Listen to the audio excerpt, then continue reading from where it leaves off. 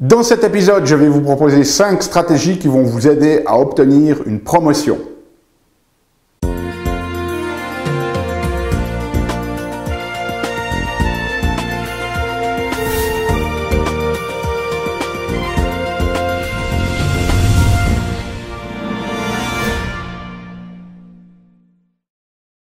Parce que la vie est trop magique pour être petite et que nous avons tous besoin d'une prescription pour grandir en conscience et faire que nos rêves dévorent notre vie. Bonjour, je suis le Dr Yannick Pauly.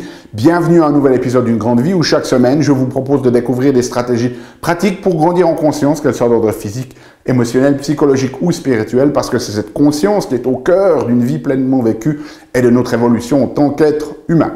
Alors, cette semaine, ce que je vais vous proposer, c'est de vous donner des stratégies pour vous aider à obtenir une promotion si vous êtes à la recherche, bien évidemment, d'une promotion sur votre lieu de travail. Alors, une des choses qui est claire, c'est que le monde du travail, vous l'aurez très certainement remarqué, il n'est pas nécessairement toujours fair-play. Vous êtes une bonne personne, authentique, vous allez avoir envie d'aller de l'avant et puis vous vous trouvez peut-être dans des situations où il y a des gens qui sont des individus peut-être même des fois abjects qui sont promus alors que l'on ne vous donne pas votre opportunité. C'est malheureusement la réalité. Alors l'idée ici, c'est de ne pas devenir ces personnes-là, mais c'est de vous donner quelques conseils pour que vous ayez vous aussi vos chances. En fait, les études sont assez claires à ce sujet. Les personnes qui sont narcissiques ont une plus grosse probabilité d'être mis dans des positions de leader, de dirigeant et d'être promus. Donc, vous voyez que voilà, il y a ce biais initial de cette place de travail et donc ces stratégies vont vous aider. La première, c'est soyez observateur. Okay? La notion ici, c'est qu'au lieu d'être dans le jugement, de dire « Ah, mais de nouveau, ils ont promu quelqu'un d'autre ici » et de tomber dans la colère, dans le jugement, observez. Observez comment fonctionne votre place de travail. Fonctionnez selon comment le monde est, pas comment vous voudriez qu'il soit. Et donc, observer, ça veut dire quoi? C'est d'observer les personnes qui sont promues. Quel type de personnes sont promues dans votre entreprise?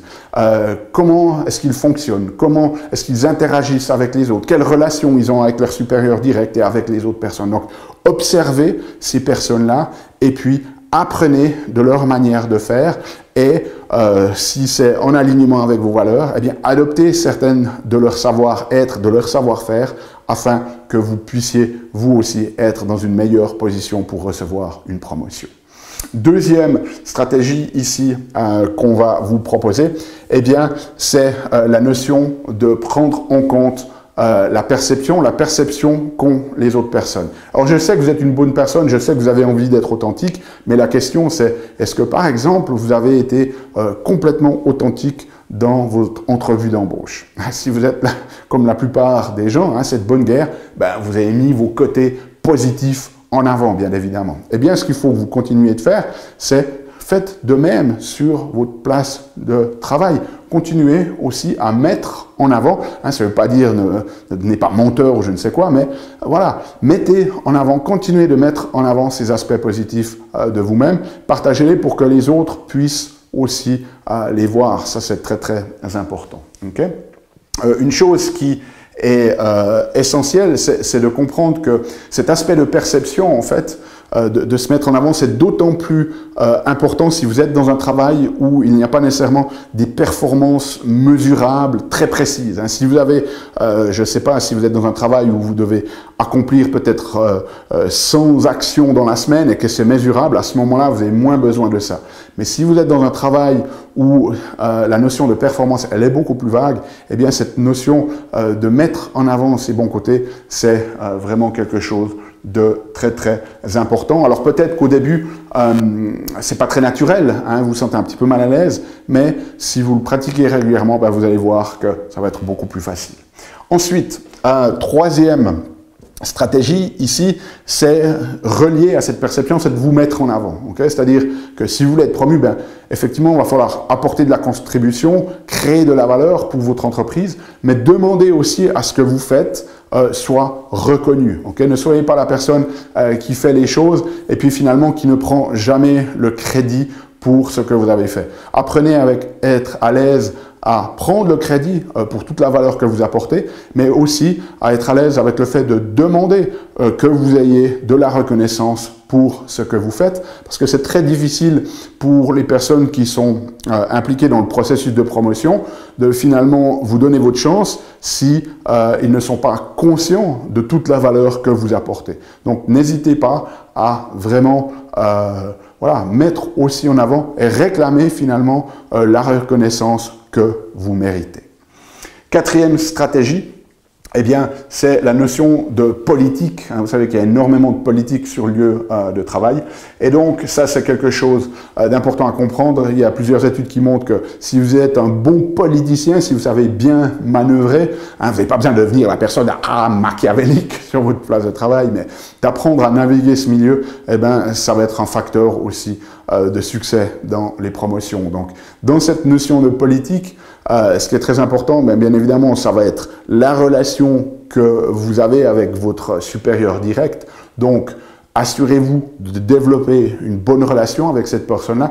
Et une des choses que vous pouvez faire qui vont vraiment aider, c'est de régulièrement lui demander les ressources dont vous avez besoin pour faire votre travail et de le faire de manière plus efficiente. Comment est-ce que je peux faire les choses plus vite en coûtant moins cher, etc.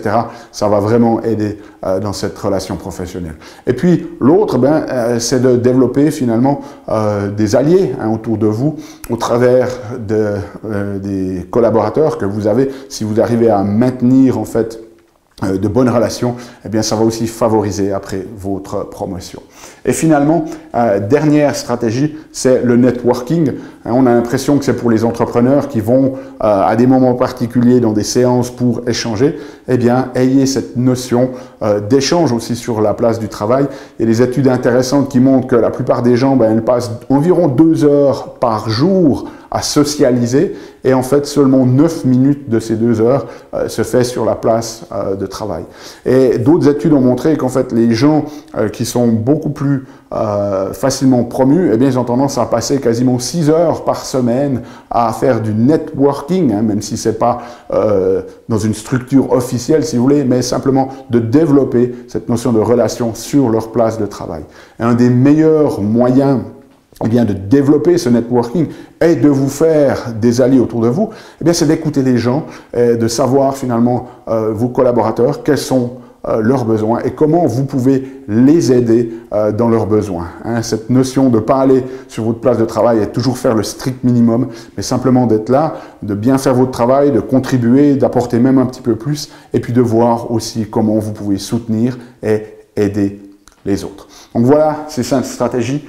Soyez observateur, prenez en compte les perceptions, mettez-vous en avant, devenez un bon politicien sur la place de travail sans devenir machiavélique et stratégie de networking. Si vous voulez notre résumé infographique, il est disponible sur notre espace collaboratif, c'est gratuit pour le rejoindre, il y a le lien dans la description. Laissez-moi savoir si vous avez des questions ou des commentaires. Nous, on se revoit la semaine prochaine pour un nouvel épisode. D'ici là, souvenez-vous, aimez la vie, émerveillez-vous et contribuez chaque jour un petit peu plus.